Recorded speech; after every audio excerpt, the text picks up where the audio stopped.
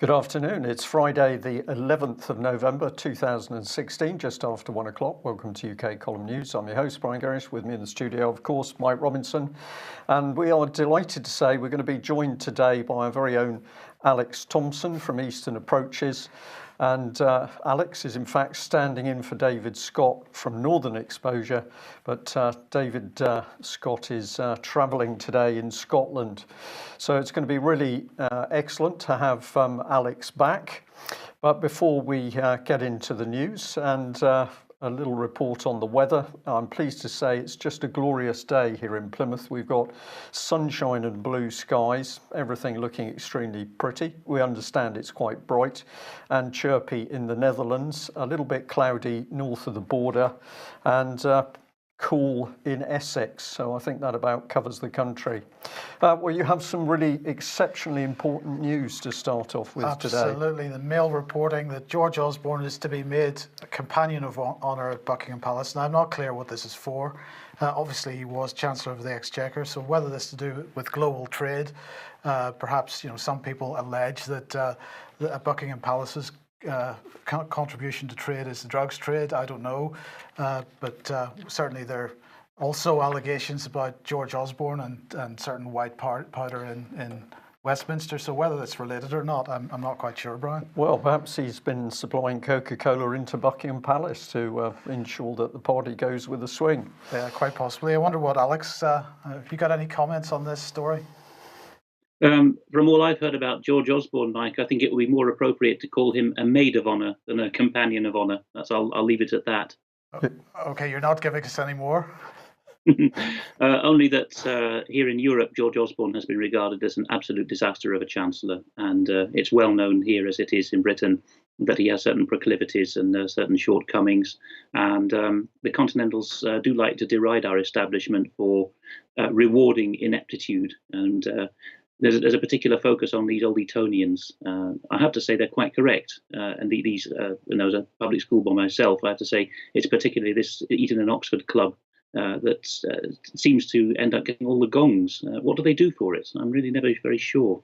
Yeah. Perhaps they've actually been rewarded because they've done precisely what they're supposed to do. I think that's pretty close to it. I think that's very close to it. Well, before we come back to you again, Alex, just let's have a look at what the BBC's been up to. And of course, the main thing is that the BBC just desperately climbing on top of the Let's Attract Trump bandwagon. And here we've got classic BBC News gloating that protests against Trump turned violent in Portland, Oregon. Nothing the BBC likes better than to be able to report death, violence and trouble, particularly in other countries, and the US is no exception to that. We've also got this one. They'd retweeted a tweet from Donald Trump himself, just had a very open and successful presidential election.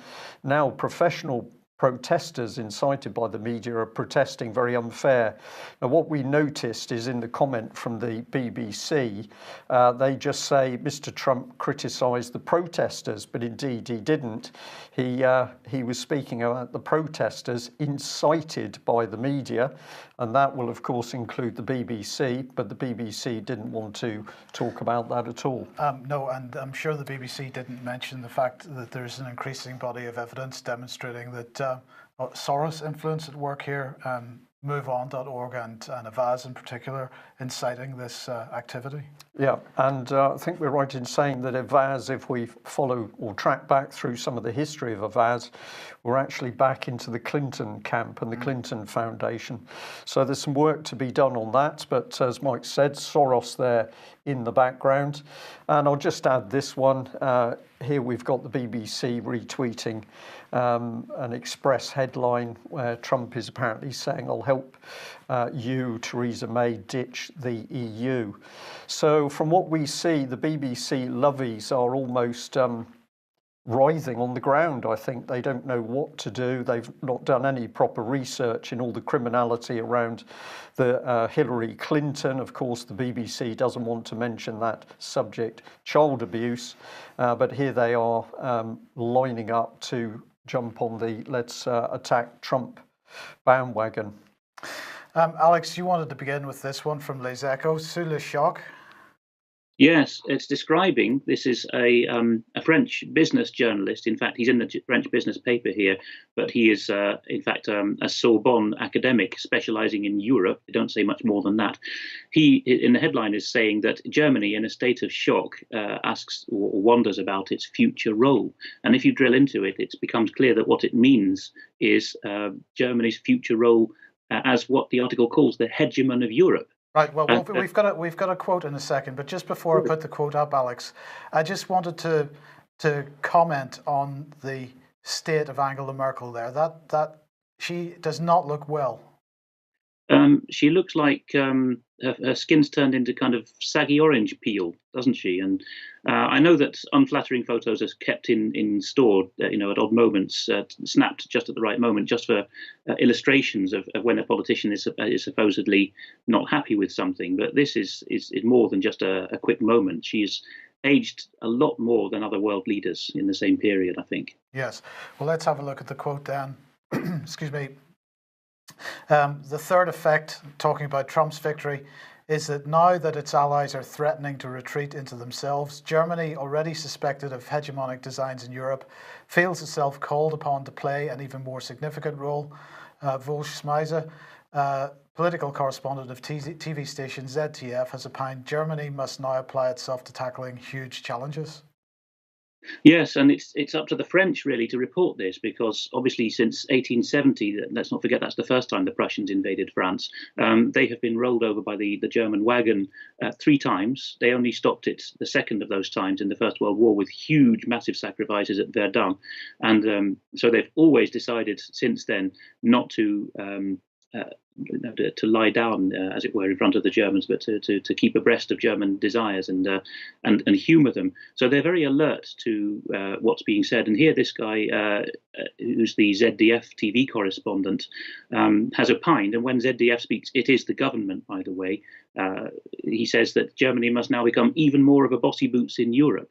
And when ZDF speaks, they've just less than 2 years ago gone over to a model of universal general taxation funding. So there is, just like with the all the other obligatory taxes, if you don't pay your special broadcasting tax, which goes only to ARD and ZDF, two channels equivalent to the BBC, then you can be fined and jailed.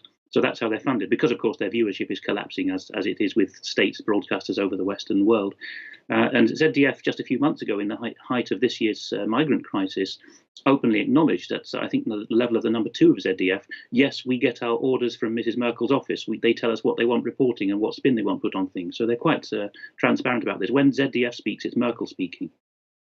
ZDF spoke for Trump? Yes, just look at the carefully composed shot here. I went and had a look at this Schmeise, this correspondent of ZDF's, to see what he had been reporting about Herr Trump. I deliberately not been looking at the deadwood journalist across Europe in the run-up to the election because it annoys you, something rotten. But I thought after this I had to go and check what he'd been saying. I couldn't track down his quote in a text form, but he seems to have said it in the video, perhaps this one. But here he's characterizing, or his media team around him is characterizing the Trump voter, der Trump-Wähler, as white, male, and conservative. 3 apparently very nasty things to be. And here's a carefully composed shot showing only old geezers from the out in the sticks. Well, we'll get onto election stats soon, but that, of course, is a lazy stereotype, and there's been less true in this election than the Republican voting bloc in previous elections. Well, Alex, what has been staggering me over the last couple of days are the parallels in the media rhetoric between the Trump victory and Brexit. And so yesterday on the BBC, for example, they were absolutely pushing the idea that it was the less well-educated, the working class, the poorer that were voting for Trump. This is the same kind of rhetoric that gave the excuse in the mainstream press, at least, for the Brexit result.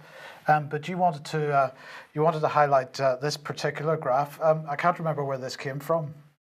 Now, this has just been doing the rounds online, but it's just someone's attempt shared on Facebook to put well-known statistics into graphical form, and the usual caveat applies that it's not zeroed on the x-axis. This is just the peak of the two for comparison. So if you go down to 0, the bars are actually more comparable in height. But look at what's happened here. the Republican electoral base has been a constant turnout of 60 million for the last 3 elections. That's Obama 1, Obama 2, and Trump elections. What's happened to the Democrat vote? 70 million, with a small margin of error, when Obama won, was elected. That is because he mobilized, for example, 95% of black voters. And then what happened in Obama 2, 5 million of those, largely the blacks and other ethnic minorities, stayed away because they were disillusioned. And this time, even other kinds of Democrat voters could not stomach voting for the candidate whom their party had foisted upon them, because the Clintons controlled the money. The Clintons, of course, were very annoyed, or that's an understatement, as everything is with the Clintons, that Obama had the chutzpah to get his candidacy, because the agreement as far back as 2000 had been, okay, well, Bush is going to get it, but the next time the Democrats have a fair pop, then it's going to be Hillary, right? You remember back as far as when Bill was on his way out of the White House, that was the idea. But Obama had his own Chicago machine and interposed himself and rode this wave of yes, we can. And the African Americans particularly went for it, and others. And they stayed away. So that, in fact, 1.3 million, I upbraided Dennis McShane about this on Twitter this morning, because he was going along with this white working class stereotype, calling everyone racists. 1.3 million fewer people voted for Trump than voted for the previous very centrist Republican candidate, Mitt Romney. What's happened is the Democrat vote has collapsed because of the candidature of Hillary Clinton. Right, well, and that's very interesting. And then you commented on this on your Facebook page, Alex. This was a map from Infowars, I believe. We can just... You can also find it through my Twitter, because I mirror onto Twitter anything I write on Facebook. Longer comments can't go on Twitter.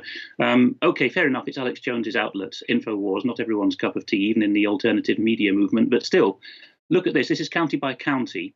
And you can see that even the state-by-state results of the Electoral College is not really an accurate reflection of what's going on in the US. Instead, you've got 60 million Hillary Clinton voters, a few of whom, okay, are buried in the sea of the middle of America, but most of them, shall we say 40 to 50 million of them, are in the urban strips along only the western coastal edge of the western states and the eastern edge of, it's the whole corridor, isn't it, from Vermont right down to Louisiana through a narrow strip of urbanization. And that is where Hillary's 60 million electors, or most of them, live, and in a couple of other Hispanic and mixed areas in the Midwest, or further west in the Midwest.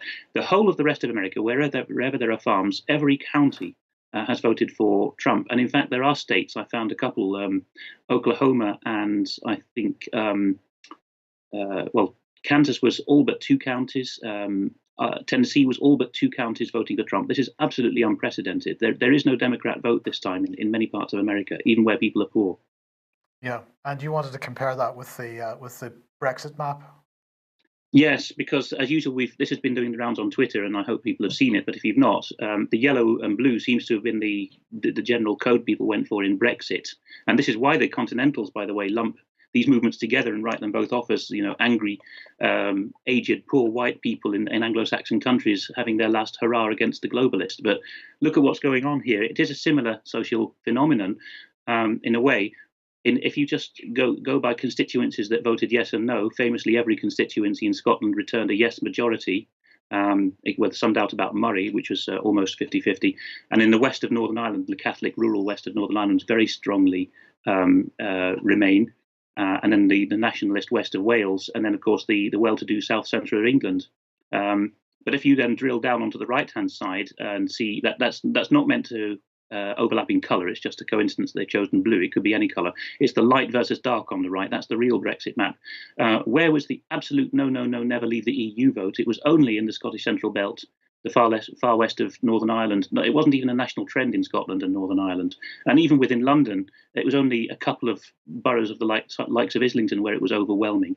The rest of the country was pretty united in saying, statistically, from about 40 to 70%, no, we do not want the European Union anymore. That's a far more intelligent way of looking at it. So you've got in both cases these urban islands of people cut off, as it were, from reality. They don't make anything. Their lives are comfortable. They are often dependent on taxpayer-funded jobs or welfare. And in the UK, we have this additional aspect of small parts of Scotland and Northern Ireland where, fairy tale early 20th century nationalism still holds sway. And that's really the situation. The country, whether it's the UK or the US, is not really divided down the middle. It's just that you have pockets of concentrated fairy tale people. Yeah. Alex, many people believe that there was rigging that went on with the vote for Brexit here in UK. I personally believe that, and for the States, the same thing was being said, and then we had Mr. Soros, of course, acting behind the whole voting procedure for this US election, and then many people pointing fingers at the companies controlling the electronic voting system. But what we're perhaps starting to understand is that the swing was just so massive that you couldn't really fiddle the vote, because if you did it, it was going to become so obvious. So do you think there's some truth in that, or is that just a sort of story circulating? I think there is a lot of truth in it. The one thing that I haven't got to the bottom of with the stuff that came out via InfoWars, although they're independent people who whistleblew on it, that their claims seem robust, but they were talking about the fraction magic, right? So that voters are logged in the system as having voted, if need be, to massage the figures only for 0.2% of a candidate, 0.2 of a vote, and those figures, the decimals, don't appear by default. It's a look into fraction magic. I can believe that, but I don't understand quite how the statistics or the totting up work. But I do think there is a lot of truth in that. I mean, notoriously for the last few elections, the Democrats were the main culprits, but Republicans have done it too over the years, sending men in vans round. The Eastern Europeans call it the carousel. Sinn Féin called it vote early, vote often. And these gentlemen have got multiple IDs, from real birth certificates, and they go around from polling station to polling station. This time, because the alternative media was so alert to it, as one person put it, they could only vote in an average of 2 polling stations a day instead of 10. So that's another reason, I think, to explain that even that 60 million popular vote for Hillary Clinton may have been up to a quarter massaged. I think her real vote is a lot lower than that, because there aren't 60 million people in those narrow coastal strips I showed you. Yeah. I think, Alex, I'm interested in your comments on this. As I say, if we look at the way the media is behaving on both sides of the Atlantic with regard to Brexit and Trump, the danger here, I think, is one of divide and conquer, of division. It's all about division and fear.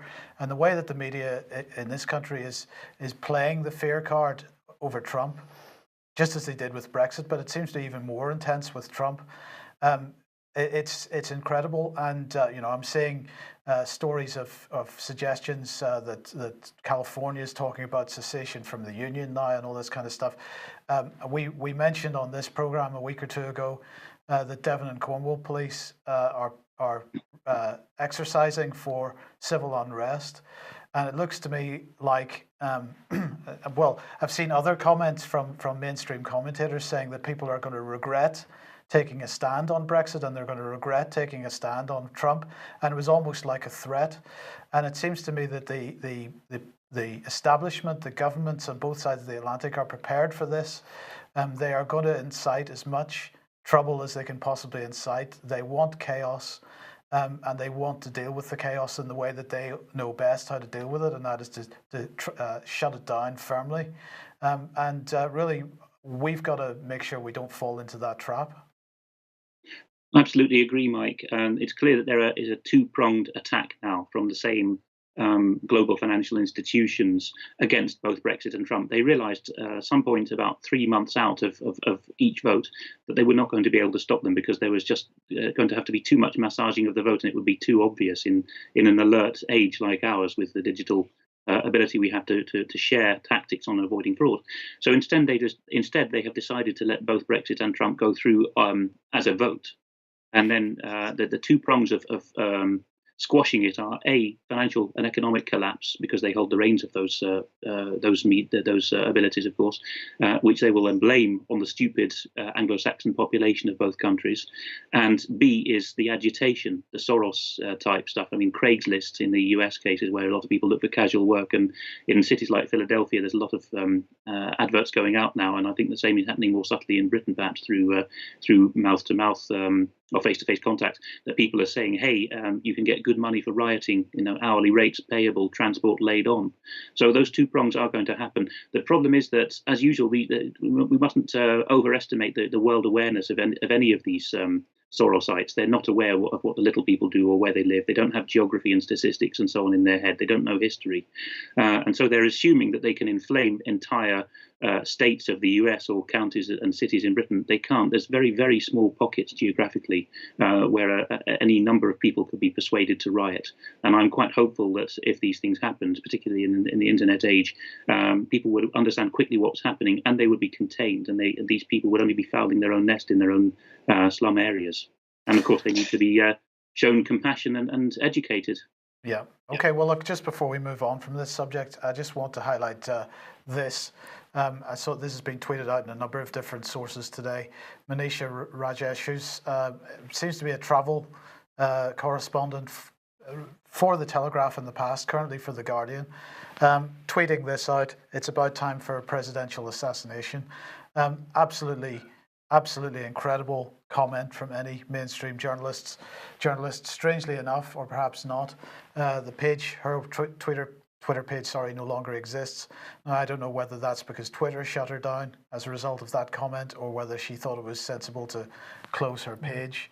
But Brian, where are we getting to if mainstream journalists are pushing this type of stuff out? Well, Mike, I think we've been seeing the change in journalists over a great many years. They're not independent. They're not doing independent research. They come in with an absolutely preordained political agenda, which they then write into their articles. We know they're being reframed. Guardian, of course, a big supporter of common purpose. Don't know whether this lady's common purpose or not.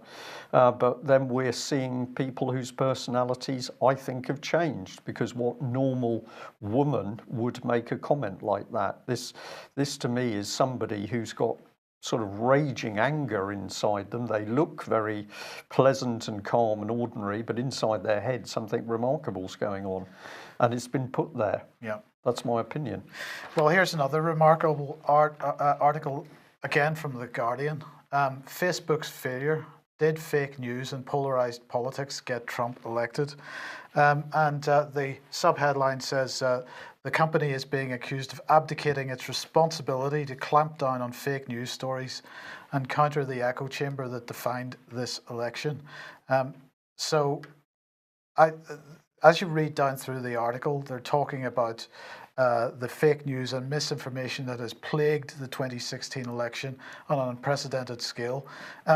Much of that fake news, of course, if there has been any, has been coming from government sources, and it's been pumped into Facebook in order to try to confuse and try to drive people's opinions. But nonetheless, they're criticizing Facebook for it, and they're suggesting, and this is The Guardian speaking here, they're suggesting that Facebook should have done something to censor what they describe as fake news. And of course, this is a pretty dangerous precedent. What they're really talking about, Mike, is the fact that alternative media sources, ordinary people, have done absolutely great research, putting information together around largely the Clintons, because that's where most of the hard-hitting stuff was coming out. And of course, people were also reporting highly factual information, like the congressional investigation into Benghazi, where they were putting out in a much wider alternative audience the real facts coming out in that inquiry, whether it was to do with Hillary Clinton lying or people dying in the embassy over there. So mainstream news was not reporting what Congress was saying, but ordinary people were. And that's what I think they are now trying to label as, inverted commas, fake news. Absolutely. And the other aspect of this is, of course, The Guardian suffering financially at the moment from collapsing readerships and collapsing income. They've started a new membership drive to try and get people to give them money. If you just look down through the article, there's pointing out that the Pew Research Center has found that 44% of Americans get their news from Facebook. So that's 44% of Americans that are not going to mainstream news channels for their news, and of course that has an impact on incomes for ad revenue and other revenues. And then they highlight other research saying that there's a lag of around 13 hours between the publication of a so-called false report and a subsequent debunking by the mainstream media, and that's enough time for the story to be read by hundreds of thousands, if not millions of people. So they're really worried. They're panicking about income. They're panicking about the fact they can't react fast enough. And I believe, Brian and Alex, maybe you've got something that you could add to this. Part of this reaction is because, of course, one of their intelligence gathering sections on their website has been the comments section, and the comments section, as Vanessa Beeley has pointed out recently, they've had to do some pretty massive censorship on their comments section. Because people are now attacking the papers because they know what they're reporting is false. Absolutely. But I'll just add in there, but we've got to remember, of course, where does The Guardian get revenue from? Government posts, government adverts for jobs, big source of revenue, and also they've got the Scott Trust sitting behind them with a group of, I would say, extremely questionable people helping to run this newspaper, which then claims it's independent, but of course is nothing of the sort. This is a Guardian. This is a government Guardian we're talking about. And if we look at the Guardian's role in helping to promote big society and social capital companies which are running government agenda, this is a paper which is propaganda. Absolutely. Just briefly, Alex, any thoughts? If you go to YouTube and look for a piece called MSNBC Realize They Are Propagandists, you will see just that discussion with the classic bubble, coastal liberals who live in a bubble, basically, saying the morning after, how did it get to this? And one of them says, well, we were cracking down very hard on any of our own number who even dared to suggest Hillary Clinton's likelihood of winning was below 90%. So you've got Soviet levels of self-containment in this privileged elite, and it's very dangerous for any of them to break cover. So, of course, their stomachs turn when they read Facebook comments or comments below Guardian articles. Guardian commentators, by the way, without becoming in any sense right-wing, have turned right against the Guardian line on a number of social and economic issues just in the past 6 months. So I think a lot of them knew what was going on. There's indications that some Guardian journalists were consuming InfoWars, possibly even UK column, on a regular basis, if only because their bosses had told them they had to rebut everything that we said. Yeah. Well, we'll just come back on the subject of the BBC. So BBC, of course, delighted to help stir up angst, anything to do with Brexit. And here we are, MPs ready to vote against triggering Brexit. It should say crows the BBC News. But it's same old, really. Anywhere there's strife and division or the potential of that in the country, the BBC's there. Right. And speaking of Brexit, this is a report, a German report. I'm not even going to try to pronounce that, Alex. Sachverständigenrat. Okay, thank you. And the quote here says, what is striking about how the balance of net national income has developed since 2011, the decline in this accounts on its own for a drop of more than 3% of GDP. In economic terms, what this reflects is the relative growth in income payable to foreigners arising from their investment activities in the United Kingdom. The balance of trade reflects this development. The UK has been a net importer of capital since the 1990s. Who's published this? This is the German Panel of Economic Experts, one of these ponderous titles that they have in Germany. And they, every November, publish this Sachverständigenrat report on the economic wise men's prognosis for the year. And this year, the whole of Chapter 4, which is a PDF on its own, as you can see, has been devoted to the ramifications of Brexit for the German economy, which the German great and good are really stroking their chins about. Largely because if they don't get automatic access to our market, if the single market negotiations break down, then they're not going to be able to shift their cars and machinery to us, which of course is what Farage has quite rightly been saying, and not just him, for a long time. So their point here is that here's the snideness coming in, and the next piece on from France will say the same thing, that they they're saying these stupid British are shooting themselves in the foot because they at least quote the information accurately. That Britain actually is dependent on foreign investors now. So obviously, if a British company or a company working in Britain does well, its profits are creamed off. Particularly, this is the case with Gulf and Hong Kong investors buying real estate, even whole student cities, blocks of flats anywhere remotely near London or Manchester, because it's a sure investment, and that money is going back to the Asian tycoons, of course. You can't blame them. They've got the legal ability to do it. It's not like Eastern Europe where foreign ownership of land is prohibited. And the same is true of the other businesses we run. So the Germans are quite rightly saying, why would the British do this? They don't quite understand our spirit, but their economics is sound. We don't actually have any capital anymore. Britain, which together with the Netherlands pioneered financial capitalism, the model where you have the money rather than the idea and you pour that in, no longer has any capital, or has its government or a clique within the government has conspired that is no longer the way to do things. It's strange, isn't it? Because at the same time, Britain is still, I think, the largest financial foreign direct investor in the United States and very high up the chain on some other countries like India. So there's people based in Britain who in the figures are investing in companies seriously, but they're investing overseas. Indeed. And we did mention earlier the fact that the sort of veiled threats in some of the media coverage. This is Les Echos again. And British friends are not allowed to rejoice, apparently. Yes, because this writer, and pardon me, this one is the Sorbonne academic, not the previous French author I mentioned. This Sorbonne academic, who claims to be an expert on all things European, says the British seem to have got miraculously well through the first 100 days since voting to leave the EU, but they should not rejoice too soon. And his only point for that seems to be that if we have the reintroduction of tariffs, WTO rules, the base that we might have to revert to, if there's tariffs with our financial services going abroad and the Continental's goods coming into Britain, then apparently a lot of companies will up sticks and leave. Presumably the financial and service economy tailored ones to English-speaking enclaves on the continent or to Ireland, for example. And he says, well, the only way that Britain could ever cope with this would be a commensurate drop in its corporate tax rate, as if this was the worst thing in the world, because, of course, the continental economies now are predicated on stealing a quarter of their company's profits, in tax. So it's unimaginable, particularly in France with its legendary punitive tax regimes, that Britain could ever do, what it used to do in the 18th, 19th, 20th centuries and let companies keep their profits.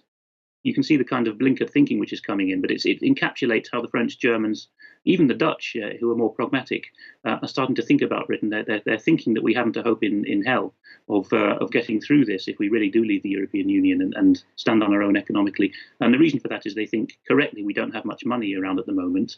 And secondly, they think we just don't have the gumption to be competitive and let useless companies fail and good ones price their way into the market. Yeah.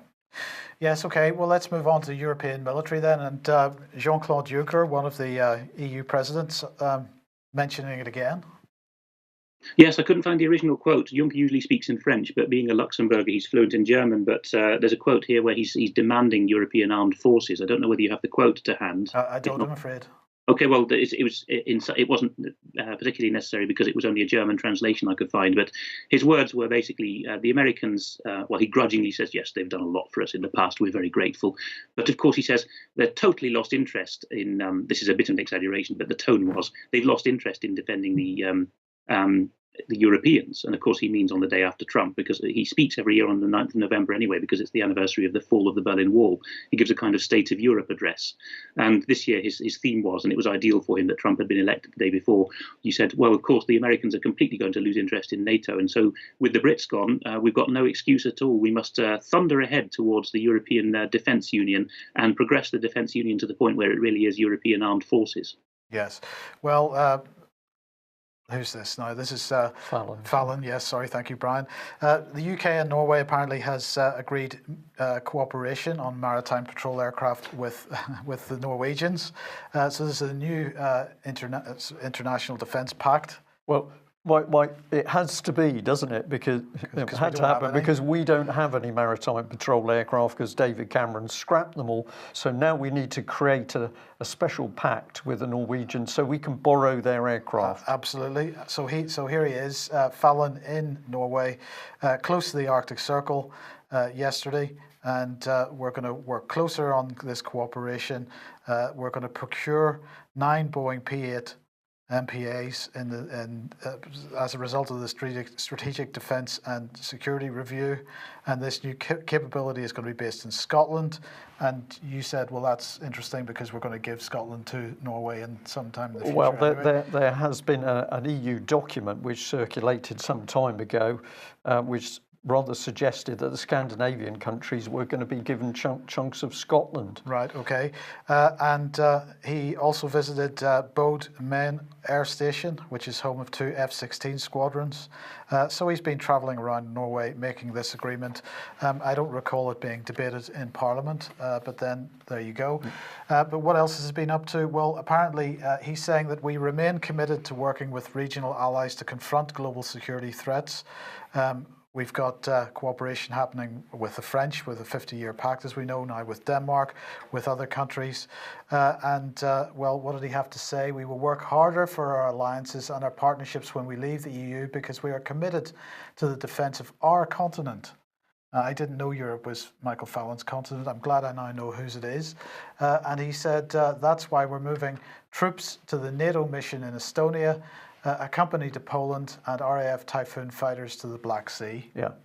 This is very dangerous and cynical stuff, Mike, because of course what it is saying is that we do not have the military capability.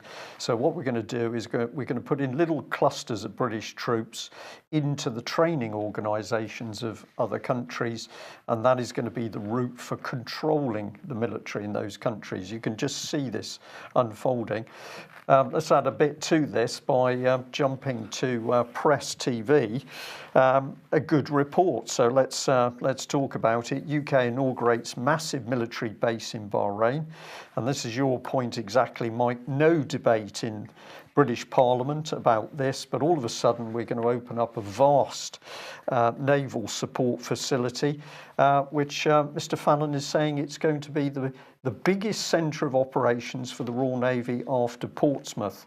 So never mind the fact there's been no debate in Westminster, we're going to set up a base in Bahrain. That's where all the money will go. The local Bahraini infrastructure will benefit from this base. Meanwhile, we're going to show you in a minute what's happening with Ministry of Defence infrastructure in UK. There's going to be 600 military there and warships. Well, we don't know how many warships, of course, because Britain's latest Type 45 warships don't like warm water. So they're having a little bit of trouble in Bahrain because apparently the Navy has just discovered the water is warm out there, Mike. And the RAF is already there and has been for some time. And then Press TV added a little bit, of course, which is that $55 million of British arms have actually been sold into Bahrain since 2011. So no discussion in Parliament. Mr. Fallon and others behind closed doors simply decide we're going to spend multi-millions for British military base in Bahrain. And this is what he's doing at the same time as that effort goes into Bahrain. The little inset there also from Press TV, UK to sell off military lands for housing purposes. So this is housing, which in my opinion is being provided because they know in Brexit light, there's still going to be massive immigration from the Commonwealth back into UK. And there's going to be no investment in jobs and the infrastructure in UK. Meanwhile, in Syria, the Russians are saying that they've now managed to move into some of the terrorist areas where they're discovering weapons systems which are using chlorine and white phosphorus. And the report here from TASS is saying that troops have found evidence of chemical weapons used against Syrian government troops and civilians in the southwest of Syria's Aleppo. And this, of course, is exactly what Vanessa Beeley has been pointing out. Absolute propaganda and lies coming from Western media who simply continue to press the same rhetoric. And I suppose we better say that we haven't forgotten that former Conservative MP Brooks Newmark said in a conversation with us on the telephone that it was proven that Assad had used chemical weapons. When we asked Brooks Newmark for the evidence, he was unable to provide it. And sticking with Syria, then the White House, U.S. Department of the Treasury has designated some more people as being al-Nusra Front leaders, including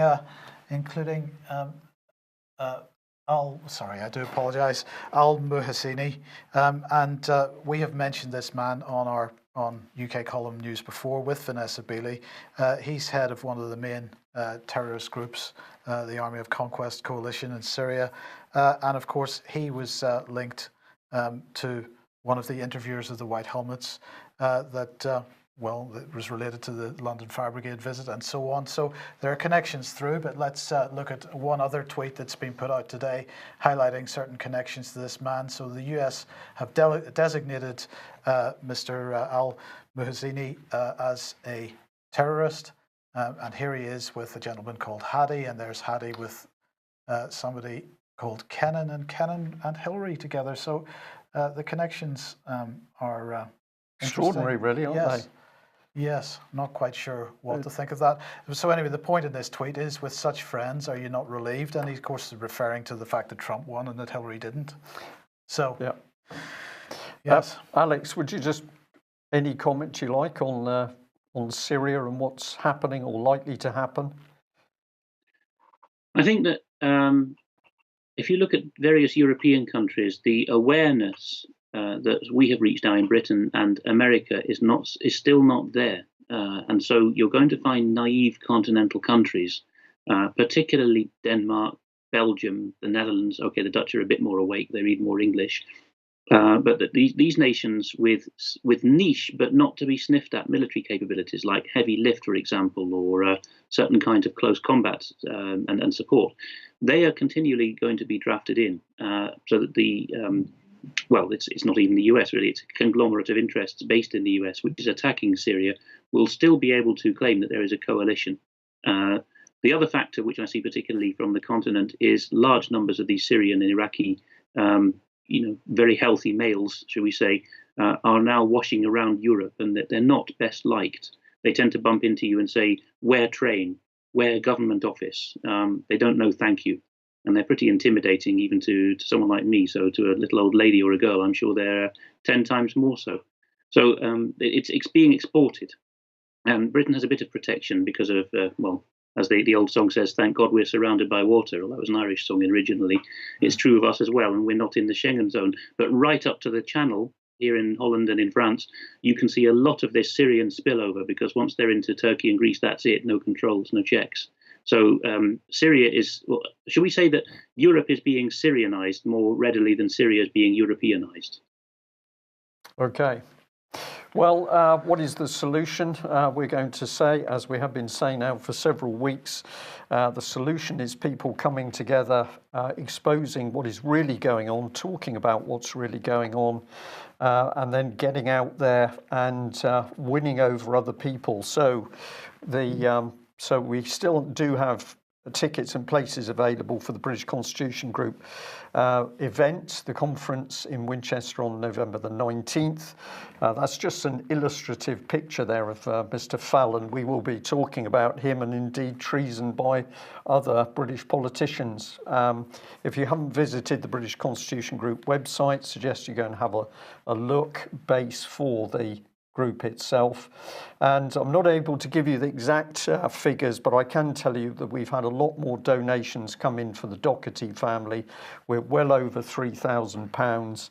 This is really an astonishing response, and we're very, very grateful. And it is going to allow us to do some very good work with the Dohertys. But as I have said before, I'm not able to give too much information at the moment until the Dohertys are in a location which is safe and communications can be improved. But there will be more in due course. And I'm also going to pop up this again. People still having trouble making a donation. I will explain it once again. If you go to the UK Column website and look for the donate box, If you follow the PayPal menus through to the last page, where you simply say, yes, this is the donation I want to make, on the last PayPal page, there will be a little box where you can put special instructions, put in Doherty or something appropriate for the Doherty family, and then send your donation. But you have to follow through the PayPal menu until the final page, where you will get a little drop-down menu. So hopefully that'll make life easier for people who would still like to donate. Well, back to the BBC, and a fascinating little report. The BBC's crowing that Virgin Trains are going to be doubling the number of ex-offenders that they employ. Now, we are all for getting ex-offenders into employment, but we've also been very, very concerned about who has been getting in to train people in prison, because we think there's another agenda. And my question is, why do we need prisoners to be trained in future leadership? What am I talking about? Well, let's bring in our old friend Common Purpose, and I'll do this very quickly because I have a little section here. But this is just some of the evidence that this pernicious political charity Common Purpose, in amongst the prison and offending system. This is actually to do with meetings taking place in Northern Ireland. We had some gentlemen from the Northern Ireland Probation Service and the Northern Ireland Sex Offender Strategic Management Team.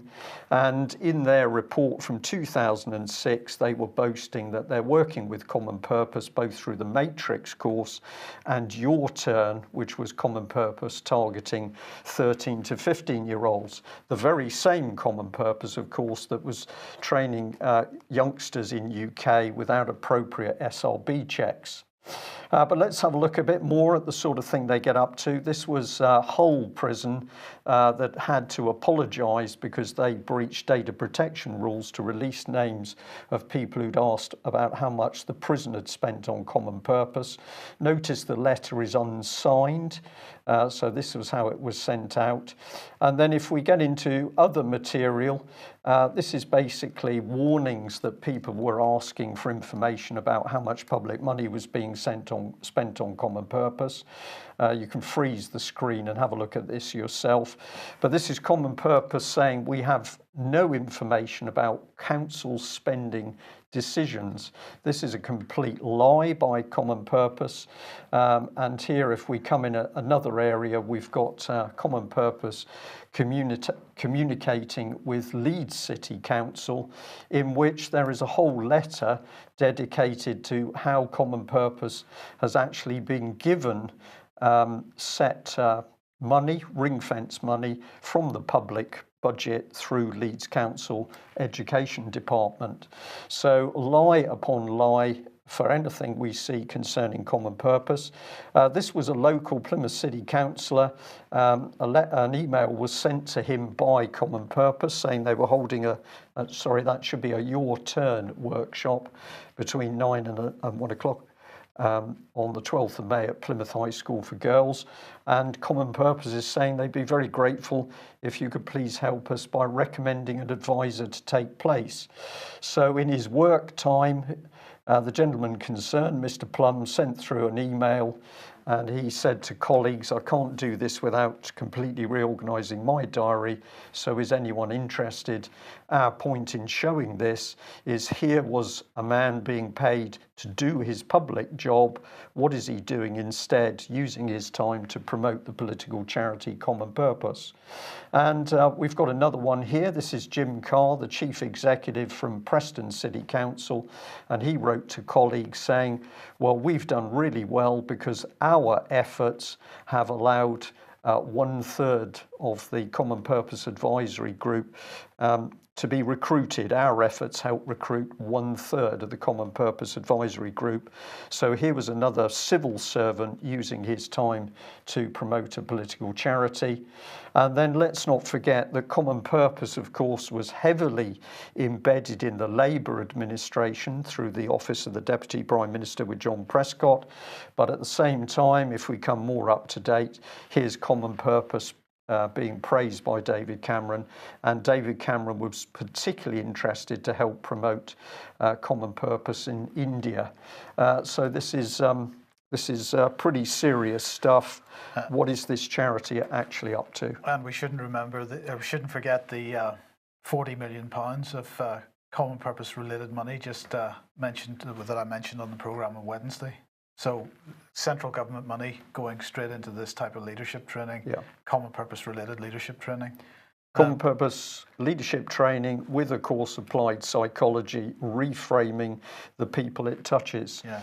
And if you're looking for the common purpose, then this was kindly sent in to us today.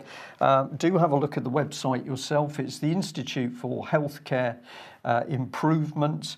It's talking about leadership in healthcare, particularly in America, but it's also saying we need to follow the common purpose.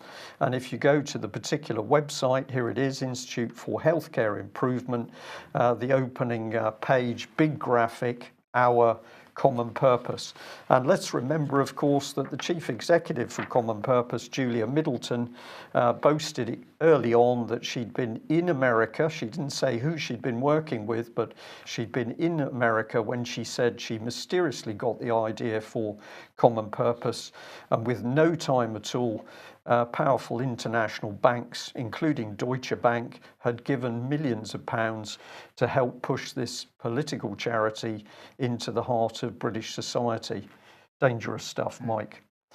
So we have Virgin Trains. We also have Virgin Healthcare, I think.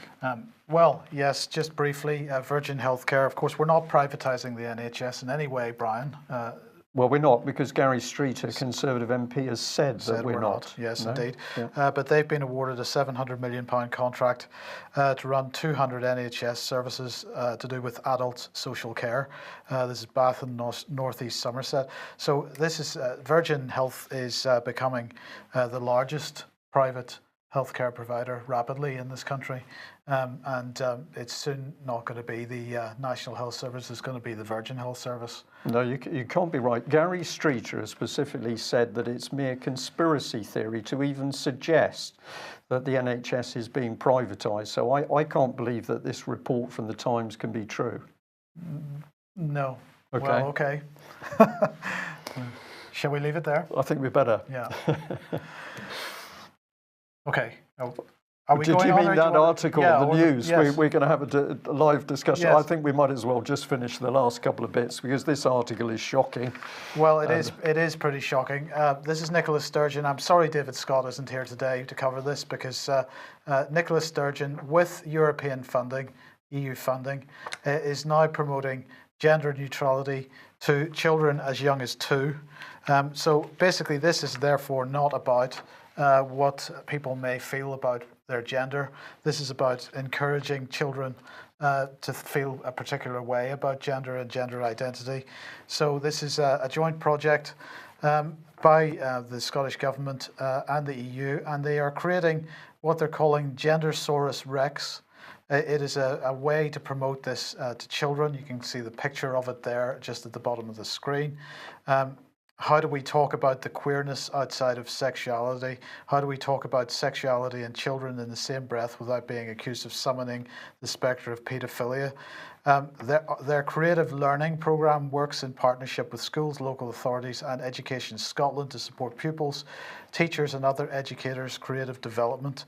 And what's interesting about this is that they say specifically that they are targeting, well, what they say is they look at children in particular who identify as being the sex they were born with, the physical sex that they were born with, and they will focus on them because they might be feeling oppressed. Yeah, so the children who've got a strong identity of who and what they are, albeit at that early age, they're going to be targeted. Absolutely. And I think we know what's going to go.